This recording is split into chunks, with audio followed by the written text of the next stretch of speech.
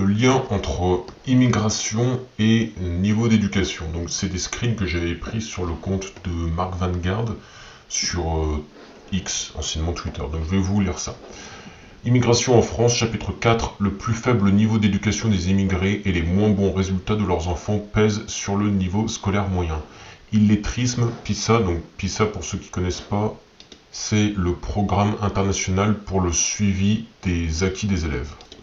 Note au brevet, les chiffres dans ce thread à mettre dans vos signets. Écart de score en maths entre les immigrés et autochtones. Et là, on voit que la France, il y a un écart énorme. Alors, je ne sais pas à combien il est le niveau. Ce dont je me souviens, c'est que c'est ici l'Allemagne qui est vraiment tout au bout. Alors, l'Allemagne qui est en tout dernier, ça peut vouloir dire deux choses, même trois. Soit les autochtones, entre guillemets, comme ils les appellent, c'est un peu bizarre d'ailleurs, mais soit les autochtones sont excellents en maths, soit ce sont les immigrés qui sont vraiment extrêmement nuls en maths, ou soit c'est une combinaison des deux, c'est sûrement une combinaison des deux en Allemagne, c'est-à-dire que les autochtones sont très bons et les immigrés sont très mauvais, ce qui fait qu'il y a une différence énorme. Donc voilà, et ici dans ces pays-là, c'était Moyen-Orient, il me semble, il y avait les Émirats Arabes Unis, l'Arabie Saoudite, il me semble. Donc a priori, les immigrés sont moins bons que les autochtones. Ce qui m'étonne quand on sait que ce sont les Arabes qui ont, en tout cas en maths, ce sont les Arabes qui ont volé les chiffres aux Indiens. Alors 32% d'immigrés francophones illettrés, moi ça me paraît énorme, hein, 32%, je sais pas d'où elles viennent les stats. Et honnêtement, ça me paraît quand même énorme. 32% d'immigrés francophones illettrés, mais c'est énormissime. 42% d'immigrés sahéliens n'ayant pas le niveau brevet. Le Sahel, pour ceux qui ne savent pas, c'est cette bande-là. Mais du coup, il y a une différence entre avoir le brevet et ne pas avoir le niveau brevet. Pour moi, tu peux très bien avoir le niveau brevet, mais sans l'avoir passé, tu vois, genre, je sais pas... t'as eu un empêchement telle année, t'as pas pu passer le brevet, bon c'est pas grave, tu vois. Mais si t'as pas le niveau brevet, c'est que pour moi t'es vraiment un abruti. Vérifie vraiment que t'as un minimum de QI, mais vraiment le minimum du minimum, tu sais.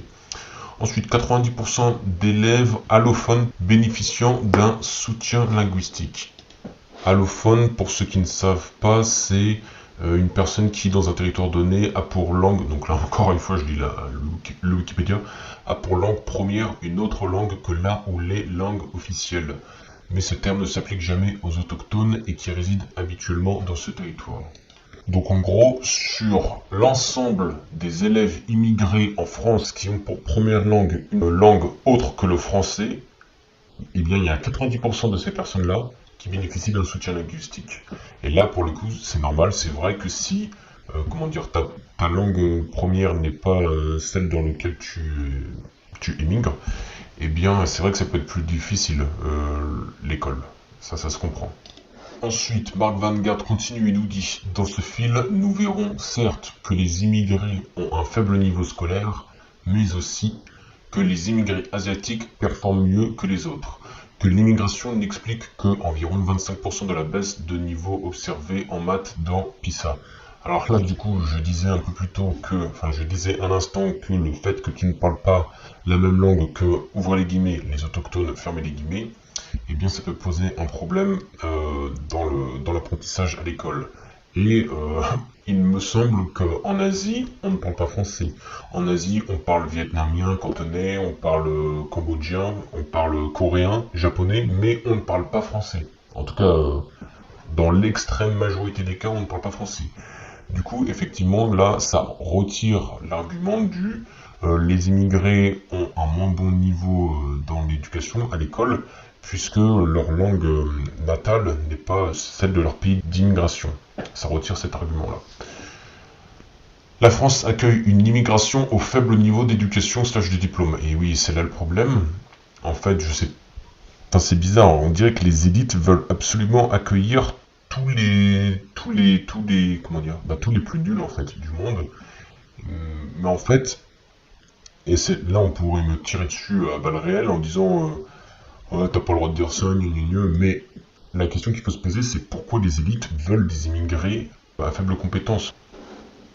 Pour moi, en tout cas les élites en France, ils veulent des immigrés qui seront bien contents de leur sort parce qu'ils auront échappé à une situation comparativement misérable dans leur pays d'origine, si on compare à la France. Et ces immigrés-là seront bien contents de leur position, ils ne feront pas de révolte, etc.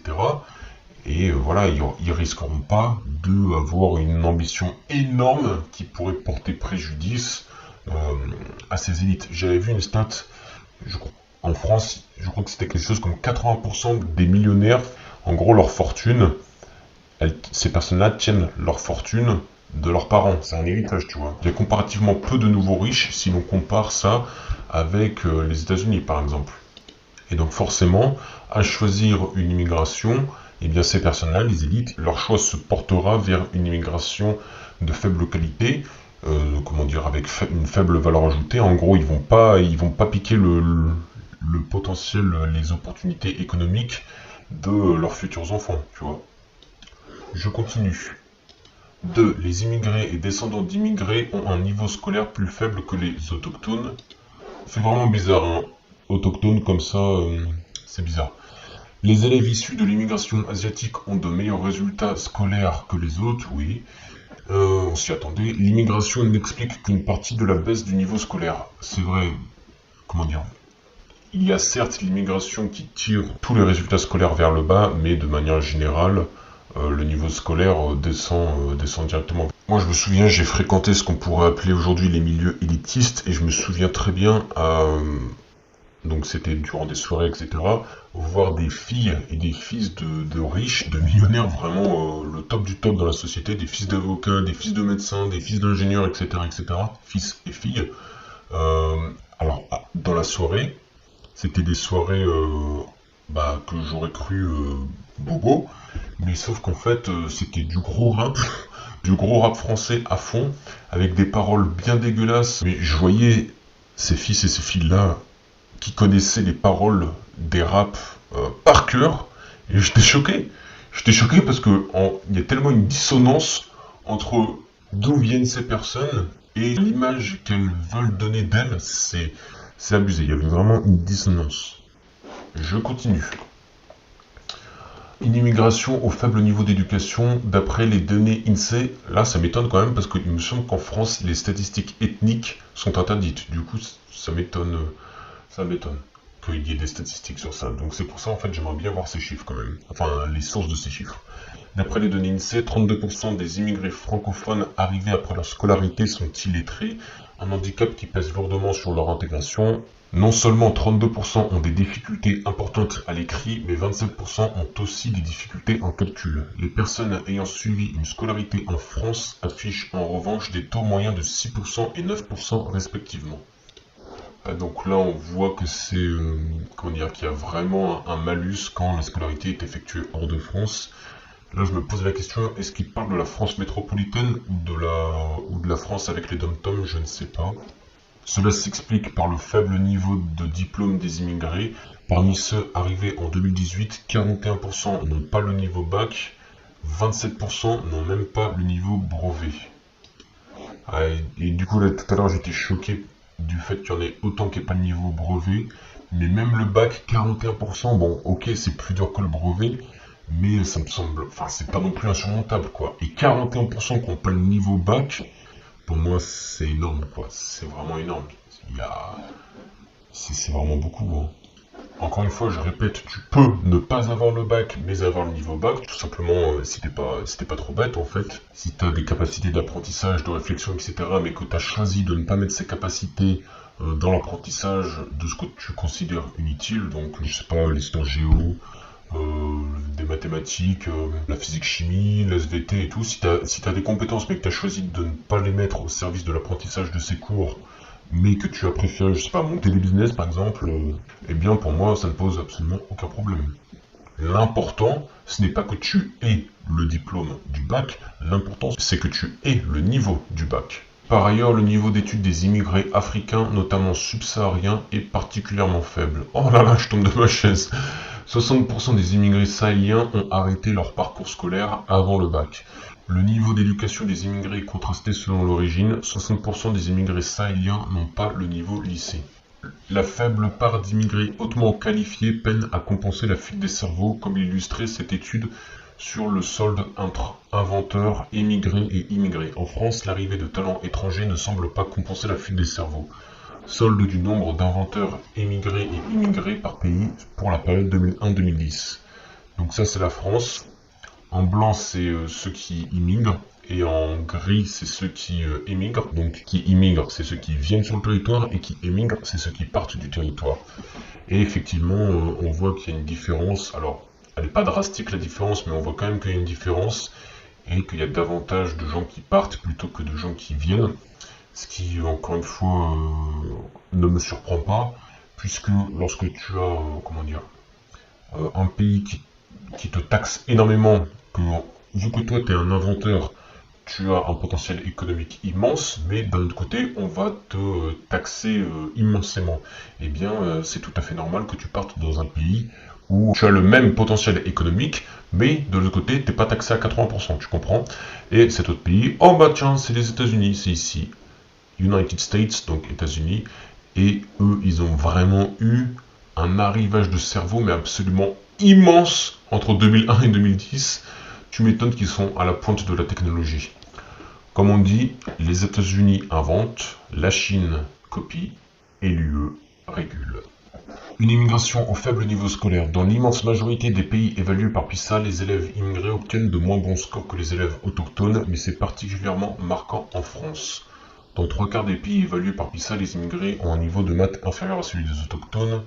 En France, les élèves immigrés ont 60 points de retard sur les élèves autochtones en maths, l'équivalent d'1 an et demi de retard scolaire, l'un des écarts de score les plus défavorables de l'OCDE.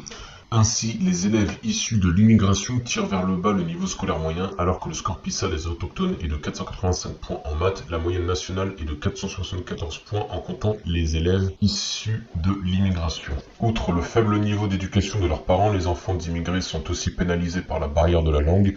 46% des élèves issus de l'immigration utilisent principalement une autre langue à la maison, c'est toutefois mieux que dans certains pays.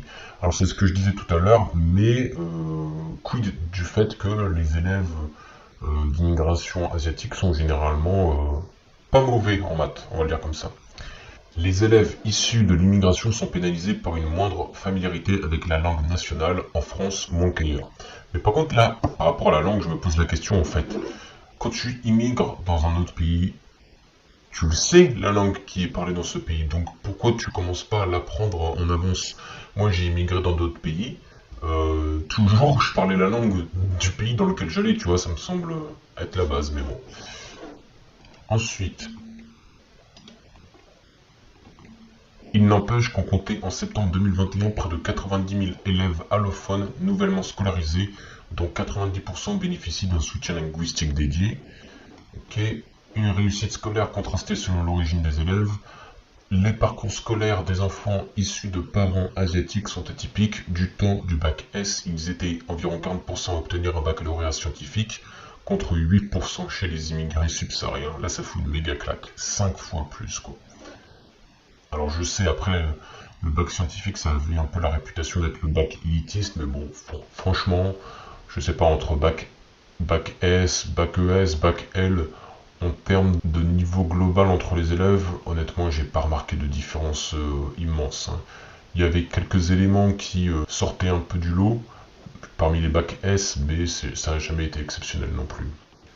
Les élèves ayant des origines asiatiques semblent connaître une meilleure réussite scolaire que les autres, avec par exemple 2,5 points de moyenne de plus au brevet que les élèves d'origine subsaharienne. Alors, si c'est toujours sur 20, je me serais attendu à davantage que 2,5 points de plus.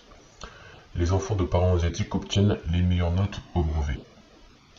Ah ouais, même meilleur que ce qu'ils pourraient appeler les autochtones, comme quoi.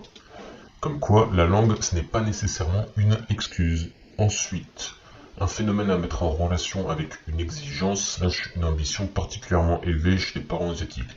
C'est vrai que moi je me souviens quand j'étais en cours, tous mes potes d'origine asiatique, ils me disaient tous que leurs parents leur mettaient une pression pas possible, si jamais ils ramenaient pas de bonnes notes, quoi. La différence de niveau à l'école serait donc due à une différence comportementale et non pas à une différence de langue connue avant d'aller dans le pays d'immigration. Les réussites scolaires des immigrés sont donc contrastées. Par ailleurs, l'immigration est très loin d'expliquer à elle seule la chute observée du niveau scolaire. 4. Une influence limitée sur la baisse du niveau. À partir des données PISA, on peut constater que les élèves issus de l'immigration n'expliquent qu'environ 25% du recul total du niveau en maths, baisse de leur niveau plus augmentation de leur part parmi les élèves. Sur ces 10 dernières années, on observe ainsi que le niveau des autochtones a bien plus reculé, moins 23 points, que le niveau des élèves issus de l'immigration. C'est ce que je disais tout à l'heure. Tout à l'heure, je donnais l'exemple des fils de, franchement, ce qu'on pourrait qualifier d'élite dans la société actuelle. Eh bien, ces fils et ces filles-là, ils chantaient, ils connaissaient toutes les paroles de rap par cœur, mais c'était qu'un exemple. Mais de manière générale, en fait, leur schéma de pensée n'en était pas, en fait. Ça me fatigue, en fait. J'avais l'impression de parler à des débiles. Je pense qu'il y en a beaucoup ici qui ont regardé la série télévisée Kaamelott avec Alexandre Astier. Eh bien, j'avais l'impression d'être Alexandre Astier, a.k.a. le roi Arthur, qui parlait à Perceval et Caradoc, en fait. Des fois, j'ai vraiment l'impression de parler à des débiles. Alors que ces personnes-là sont censées être des privilégiés, sont des fils et des filles d'eux, mais n'ont pas le QI de leurs parents, visiblement. Par ailleurs, une grande partie de l'écart de niveau scolaire entre élèves issus de l'immigration ou non est associée à une situation socio-économique bien moins favorable. Eh bien ça me paraît évident. Si tu viens de pays où c'est la guerre, c'est la famine, je sais pas quoi, en gros c'est la misère, tu vois. Il faut que tu travailles parce que sinon tu crèves de faim. Eh bien, ça me paraît évident que si tu passes tes journées soit dans les champs parce que sinon tu manges pas, ou alors dans la forêt à chasser le gibier parce que pareil sinon tu manges pas, ça me paraît évident qu'à côté t'as pas le temps en fait de travailler à l'école. Il y a des pays où leur situation socio-économique est bien moins favorable que celle de la France. Et dans ce cas-là, c'est normal que ton niveau éducatif soit moindre. Mais la grande question, c'est dans ce cas-là, pourquoi on veut les accueillir dans notre pays en fait? Genre concrètement, ils apportent quoi? Je sais plus, j'avais vu, je crois que c'était au Danemark, ils avaient calculé que l'immigration africaine leur coûtait 800 000 euros par an, il me semble, les chiffres à vérifier. Donc il me semble que c'était, là ce que je dis, il faudra le vérifier, il me semble que c'était au Danemark qu'ils avaient calculé qu'un immigré africain leur coûtait 800 000 euros par an, et à l'inverse, un immigré d'origine asiatique leur rapportait, je crois que c'était aux alentours des 100 000 euros par an. Donc il y a une différence absolument énorme, et de ce fait, il y a un choix qu'il faut se faire en termes d'immigration. En fait, si tu ne fais qu'accueillir des immigrés qui ne vont rien apporter à la société, il ne faut pas s'étonner après que la société devienne de la merde. C'est ce que l'on peut voir actuellement avec la France. A l'inverse, si tu accueilles des immigrés qui ont réellement une plus-value, qui ont des idées et qui ont un potentiel économique, et bien inversement, ce pays ne fera que fleurir. C'est ce qu'on a pu voir avec les États-Unis et la fuite des cerveaux. Dans la Silicon Valley, c'est blindé d'Indiens, et ça ne me pose aucun souci en fait. Ils ont des idées, on peut faire du business ensemble, c'est bon pour le pays, c'est bon pour l'économie du pays, donc vraiment il n'y a aucun problème. Mais si tu es un immigré, que tu ne parles pas la même langue du pays dans lequel tu émigres, si tu n'as pas la même religion, si tu n'as pas la même culture, tu te doutes bien que ça va être compliqué, non? En effet, comme nous l'avons vu plus haut, le niveau d'éducation / de diplôme des immigrés est faible. Par ailleurs, la France a fait le choix d'une immigration particulièrement pauvre. Oui, c'est là tout le problème en fait. Pourquoi ce choix-là? Je ne sais pas.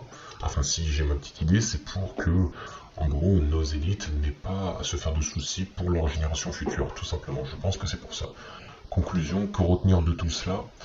1. Les immigrés actuels ont en moyenne un faible niveau d'éducation / de diplôme. Leur taux d'illettrisme est inquiétant, ce qui complique leur intégration économique et sociale.